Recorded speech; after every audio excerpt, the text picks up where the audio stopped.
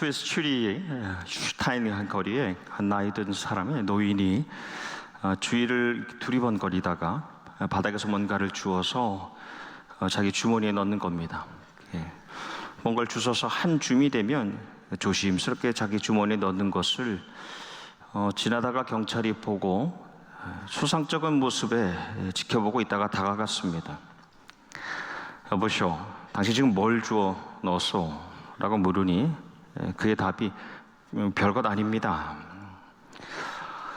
하고 웃길래 수색을 해보니 그의 주머니에 온통 유리 조각이 가득한 겁니다. 경찰이 어이가 없어서 노인에게 물었습니다. 이걸로 뭘 하려고 하는 것이오?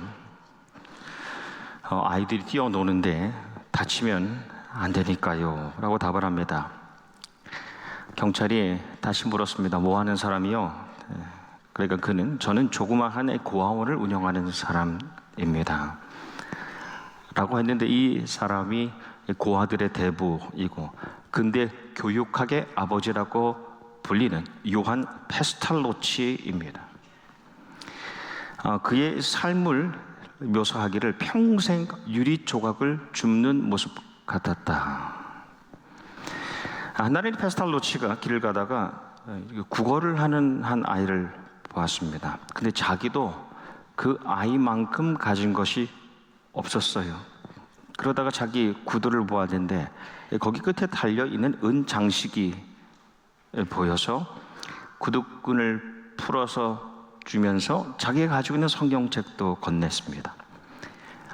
그의 10년이 지나서 한 청년이 이렇게 들어오는데 전혀 알아보지 못했어요.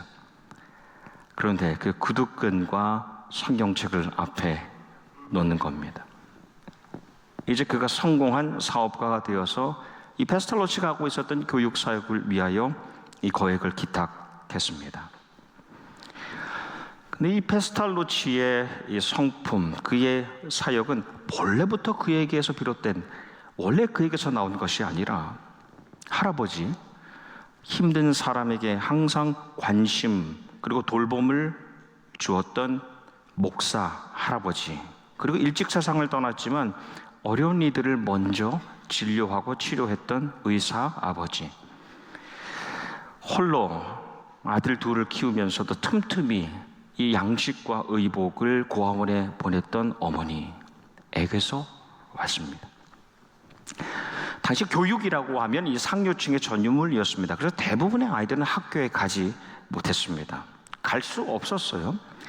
근데 그는 신분과 지위, 고하를 막론하고 상관없이 누구라도 모든 자녀들은 교육받아야 한다 해서 고아원뿐 아니라 학교를 세웠습니다. 그래서 새로운 학교를 세웠는데 이후에 전 유럽에서 그 학교로 자녀들을 보내는, 유학시키는 일들이 일어납니다. 그는 교육의 모든 영역에 이 변화를, 이렇게 새로운 변화를 일으켰는데 무엇보다도 자신의 이어지는 다음 교육가, 위대한 다음 교육가들을 일으켰습니다. 그리고 페스탈로치가 세상을 떠나고 사람들이 그를 기리면서 이 기념 동상을 만들어서 베일을 벗겼는데, 이 한 아이가 무릎을 꿇고 존경스럽게 이제 선생을 우러러보는 그런 형상이었어요. 근데 선생과 함께 일했던 선생님의 친구들, 그 벗들이 반대했습니다. 그래서 다시 동상을 만들었어요. 제작해서 그것을 열었는데 아이들이 그의 옆에 서서 그를 바라보고 있고 그 페스탈로치 선생의 손은 하늘을 향해서 가리키고 있는 형상이었습니다. 그의 삶, 그의 교육의 헌신은 하나님으로부터 비롯돼서 그 마지막에 자기를 향하게 하는 것이 아니라 결국 하나님을 향하게 하는 것이었죠. 여러분, 기독교 교육, 크리스천 에듀케이션의 가장 근본은, 그 목적 자체는 그 아이를, 그 자녀를 하나님을 향하게 하는 겁니다.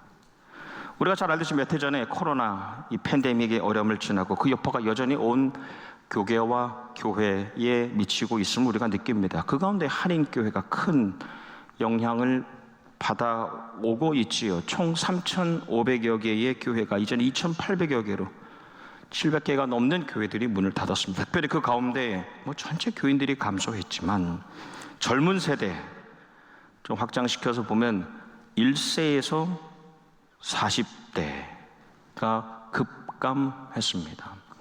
PCUS의 미국 장로교를 보니까 지난 7년 동안 청년들이 절반 이상이 교회를 떠나갔다는 겁니다. 젊은 세대가 교회를 떠나는 근본적인 이유, 물론 이기주의, 물질주의입니다. 자기 재물을 따라서만 다닌다는 겁니다. 그래서 오히려 하나님의 신을 가지고 살아가는 것 자체가 이상할 뿐 아니라 괴상하게 여겨지는 시대를 우리가 살아가고 있습니다. 제가 20여 년 전에 미국에서 신학교회에서 공부할 때 진단했던 미래의 위기 중에 하나가 한인교회의 위기입니다. 1세와 1.5세 이후 2세, 3세가 과연 한인교회를 이어갈 수 있을까라는 논의가 20여 년 전부터, 아니 그 전부터 계속되어 왔습니다. 근데 지금 보면 우리 나성영락교회는 여전히 하나님 사랑과 이웃 사랑의 그 믿음과 사역을 소중하게 여기는 신앙의 1세대, 우리 선배들, 또 그들이 지켜온 유산을 이어갈 만한 후배들, 우리 자녀들, 제자들이 여전히 함께 살아가고 있다는 것이 참 감사합니다.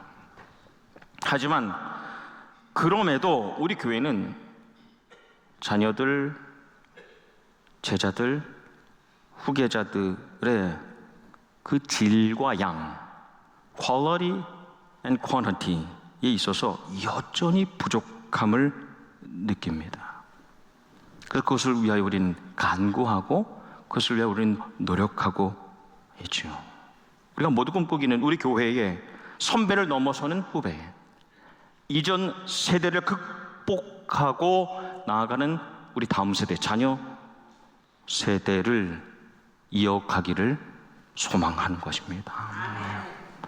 사도 바울이 두 번째 선교 여행에서 루스드라라는 지나입니다. 루스드라 여정의 기억 속에는 그렇게 긍정적인 자리는 아닌데 거기에서 한 청년을 만납니다.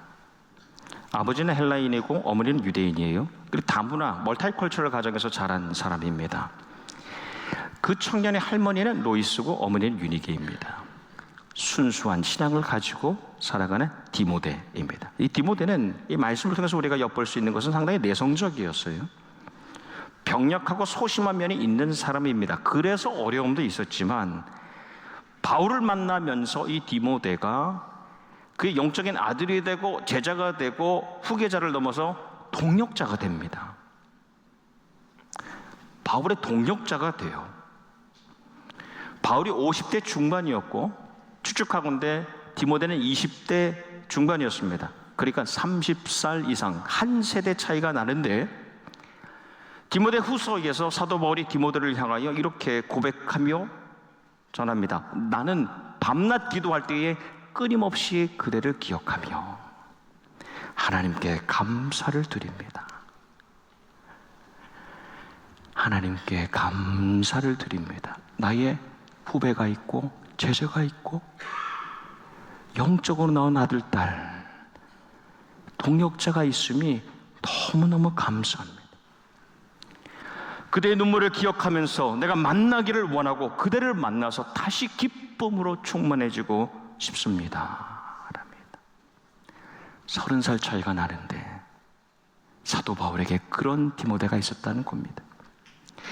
이어서 그대 속에 있는 은사, 그대가 장로의 회에서 안수 받을 때의 예언을 통해 받은 은사를 소홀히 여기지 마십시오라고 합니다. 그러니까 사도 바울이 디모데를 안수하였는데 오래전에 그 안수하였을 때에 그의 믿음을 승인하였고 안수함으로 그에게 사명을 준 것이고 또 안수하여서 하나님의 영 성령님의 능력이 앞으로 그의 사역에 함께 하기를 축복했습니다.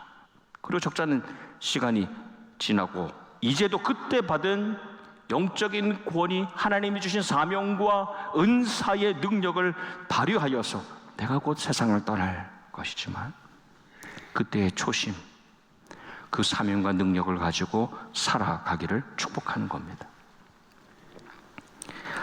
우리가 유대 바이블 말씀을 나누고 있는 가운데 이 열왕기상에서 열왕기하로 넘어가면서 이 시대가 전환됩니다. 먼저 이 엘리야 선지자, 북이스라엘 최악의 왕이었고 왕녀였던 아합과 이세벨의 통치 시에 활동했습니다. 우리가 잘 알듯이 우상 숭배자들과의 대결에서 승리했습니다. 그 후에 이 세미한 소리 가운데에 하나님의 음성, 그분과의 관계가 회복되고 마지막 예언의 말씀을 전합니다. 마지막으로 예언하는 것 중에 그 중에 마지막이 사밧의 아들 엘리사에게 기름을 부어 너를 대신하여 선지자가 되게 하라입니다. 마지막 예언이에요. 그래서 엘리야가 엘리사를 만나러 가죠. 찾아갑니다. 처음으로 만나서 그를 보는데 말씀에 12겨릿소를 데리고 밭을 갈았다. 겨릿소라는 것은 겨리는 멍에입니다. 그리고 거기 달려있는 쟁기를 겨리라고 불렀습니다. 겨릿소는 두 마리가 그 쟁기 멍에를 끌었기 때문에 소 두 마리를 말하죠. 12겨릿소는 12 곱하기 2 12쌍 24마리의 소를 가지고 밭을 갈고 있었습니다. 그러니까 엘리사는 그냥 평범한 농부가 아니라 생각해 보세요. 그 당시에 24마리의 소를 가지고 밭을 갈았다면 밭이 얼마나 넓었겠습니까? 대단한 거부이죠. 그렇게 대단하게 갈고 있는 가운데 엘리야가 엘리사에게 처음으로 한 행동이 자기의 겉옷을 그에게 던진 겁니다. 이런 말씀에서 옷, 이 의복은 하나님 말씀 안에서 속옷과 겉옷으로 나뉘는데요. 속옷, 크토 네트는 지금 우리가 입고 있는 이 소복, 네이가 아니라 외출할 수 있는, 그 당시 그런 속옷이 없었고, 여기서 말하는 속옷은 외출할 때 입는 옷입니다. 그리고 겉옷이라고 하면 이 아테레트라고 나오는데 이것은 오히려 입는 옷이 아니라 덮는 옷입니다. 망토라고 생각하시면 됩니다. 그래서 몸을 보호하는 외투이자 어떨 땐 이불 역할을 했던 겁니다. 침낭의 역할도 하는, 슬리핑백의 역할도 하는 그런 옷입니다. 그래서 아무리 가난해도요, 이 겉옷이 있다고 하면 최후의 수단이 있었어요. 그 겉옷을 저당 잡히면 돈을 받을 수 있었던 것이죠. 무엇보다도 겉옷이라고 하면 그 겉옷을 입고 있는 그 사람의 지위와 신분, 무엇보다 그 사람이 무슨 일을 하는지, 그 사람의 사무, 그 사람의 직무와 사명을 보여주는 특별한 의미를 가졌습니다. 그런데 내가 이 옷을 건넨다는 것, 자기 겉옷을 벗어준다는 것은 나의 직무, 나의 사명을 대신할 것을 요청하는 겁니다. 아주 상징적인 행위이죠. 근데 엘리사가 즉시로 그 겉옷이 던져짐을 받아들입니다. 그 다음 장면이요, 소를 버려두고 엘리야에게 갑니다. 그리고 이렇게 말합니다. 제가 아버지 어머니께, 부모님께 마지막 입맞춤을, 작별 인사를 하고 따르겠습니다. 여러분, 이 비슷한 장면이 신약에도 나오는데요, 누가복음에 보면 예수님께서 한 사람에게 나를 따르라라고 말씀하시죠. 그런데 이 사람이 이렇게 말합니다. 제가 먼저 제 가족과 인사를 하게 해주십시오. 얼핏 보면 같은 동일한 상황처럼 보이지만 이 사람은 아직 미련을 버리지 못한 겁니다. 자기 가족을 버리지 못하는 겁니다.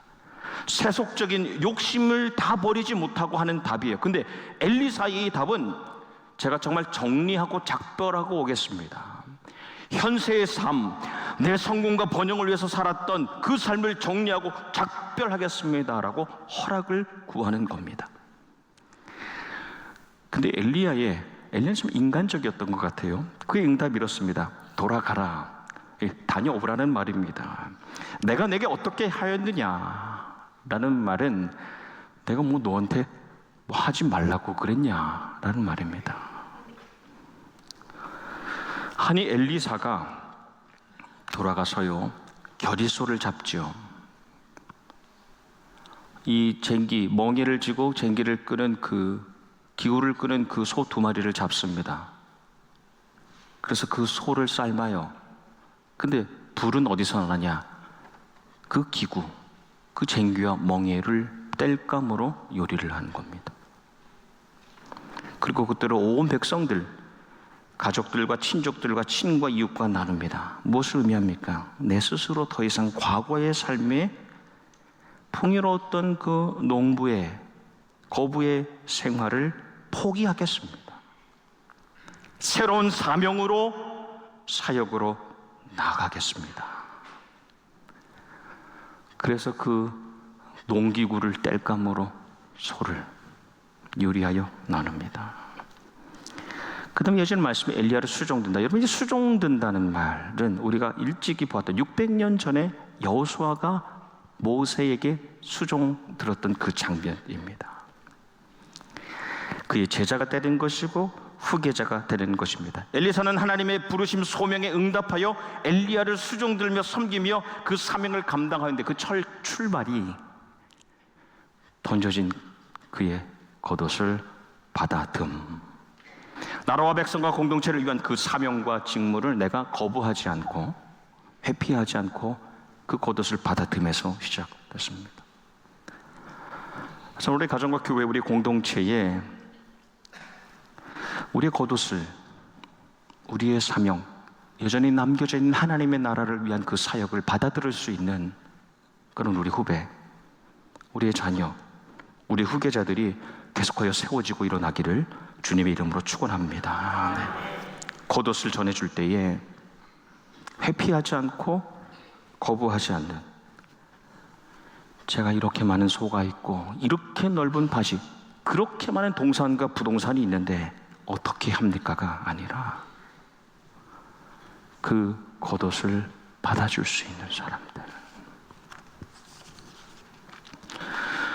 엘리야가 하나님께서 자기를 데려갈 것을 느꼈습니다.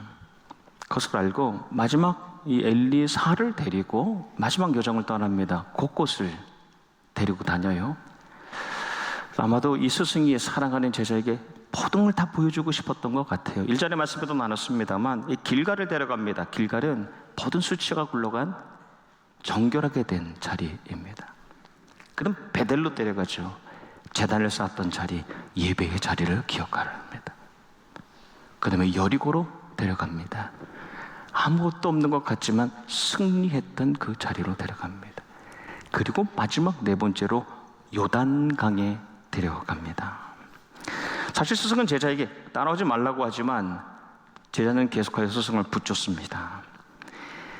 근데 두 사람이 요단강에 서 있을 때에 이 엘리야가 자기의 겉옷을 벗죠. 그래서 그 물을 칩니다.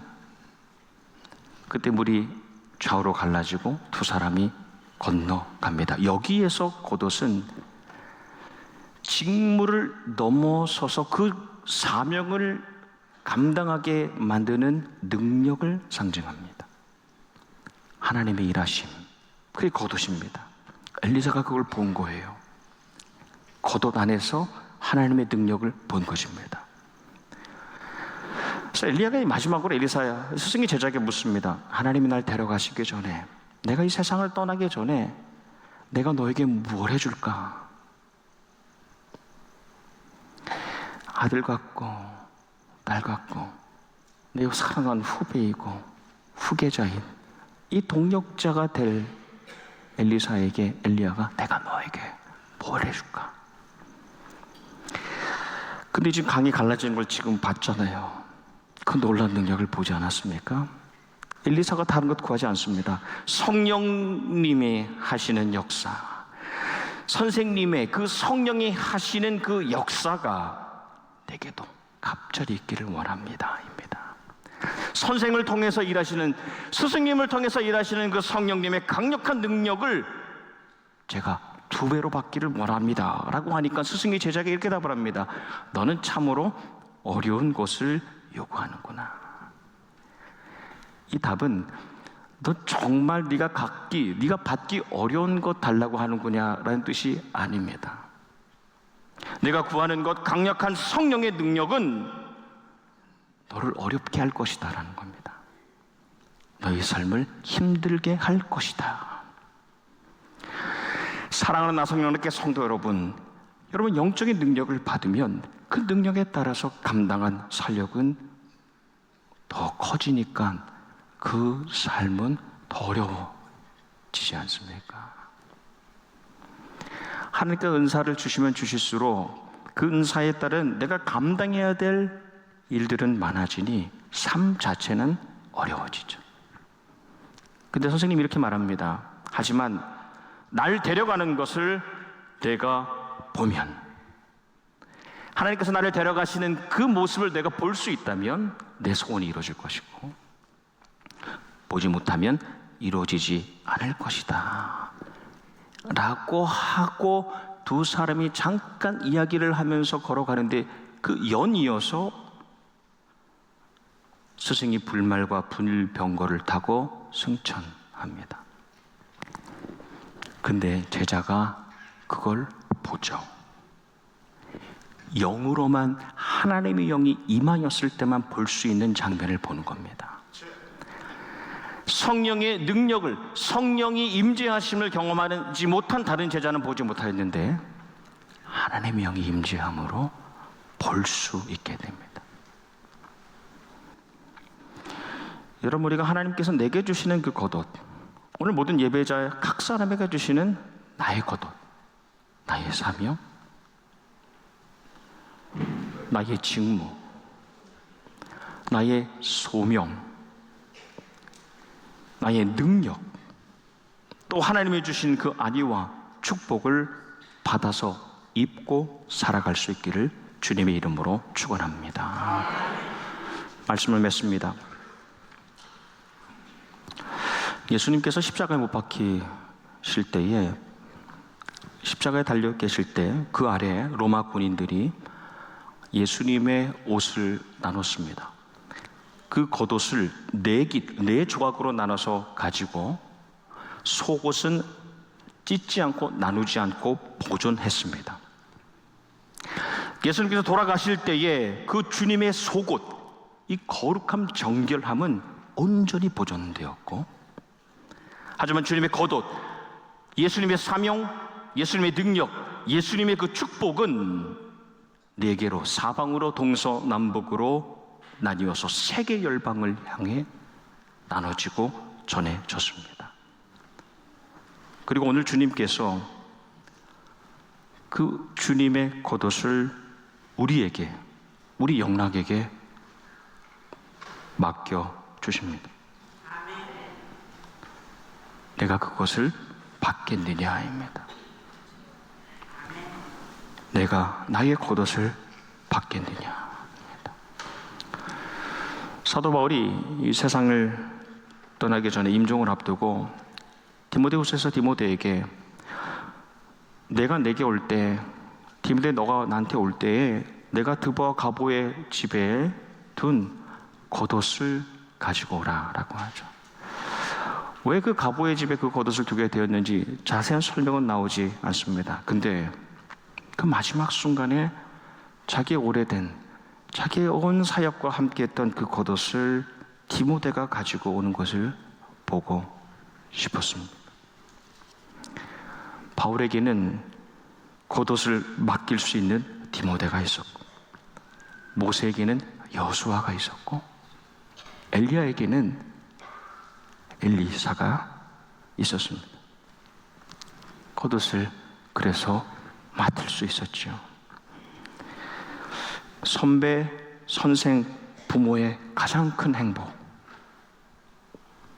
내 겉옷을 받아줄 수 있는 자녀가 있고, 후배가 있고, 후계자가 있고, 제자요 동력자가 있다는 것.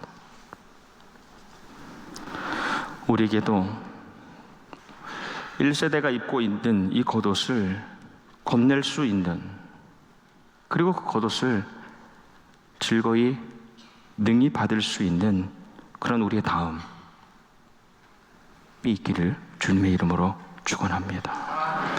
반세기간, 반세기 동안 이어온 하나님 나라의 사명, 그 사명을 이어가게 하신 하나님의 능력, 그리고 그것을 능히 감당하는 이에게 주시는 하나님의 평안과 위로, 그분의 축복이 우리 모든 영락의 가족들 가운데 있기를 주님의 이름으로 축원합니다. 아멘. 기도하겠습니다.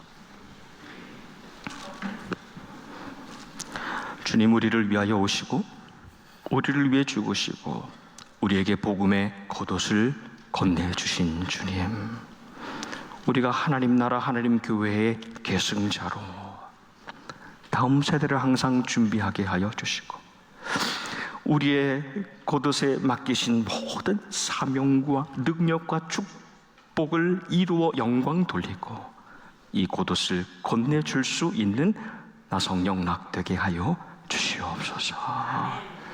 세상의 옷을 입으려고 떠나간 우리의 자녀들, 제자들, 주님께로 돌아와 그리스도의 옷을 덧입는 역사가 있게 하여 주시옵소서. 예수님 이름 받들어 기도합나이다. 아멘.